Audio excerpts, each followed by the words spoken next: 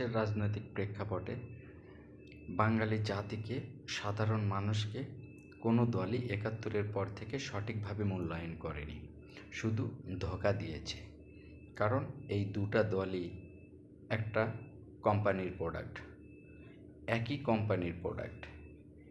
এই স্বাধীনতার নামে দুইটা দলই বাঙালি জাতিকে স্বাধীনতার ট্যাবলেট খাইয়েছে। একজন ট্যাবলেটের নাম দিয়েছিল চেতনা, আরেকজন নাম দিয়েছিল ঘোষণা।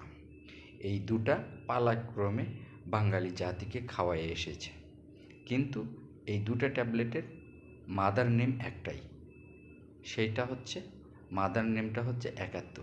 ৭১ বিক্রি করা ছাড়া এরা কখনই নিজের ক্রিয়েটিভিটি দিয়ে কখনোই বাংলাদেশে চলতে পারেনি, চলতে পারবেও না।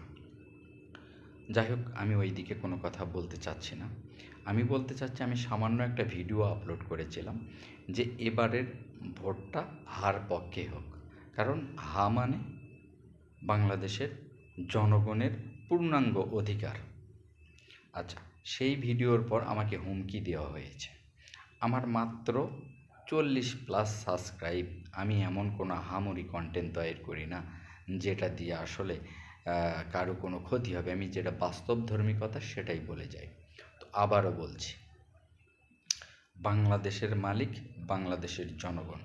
বাংলাদেশের জনগণ ৭১-এর পর থেকে এই রকমভাবে মালিকানা বুঝে নেওয়ার মতো কোনো ক্যাপাবিলিটি বা ক্রাইটেরিয়া সৃষ্টি করে দেয়নি কোনো দলই। এই সর্বপ্রথম বাঙালি জাতিকে তার মালিকানা ফিরিয়ে দেওয়া হচ্ছে।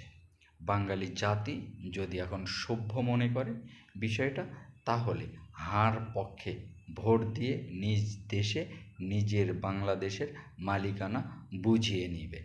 কাজেই হার পক্ষে সবাইকে অবগত করুন, হার পক্ষে সবাই ভোট দিন। আর আমাকে কথা বলার মতো স্পেস তৈরি করে দেওয়ার জন্য আপনাদেরকে অসংখ্য ধন্যবাদ জানাবো। আমার চ্যানেলটা সাবস্ক্রাইব করবেন প্লিজ।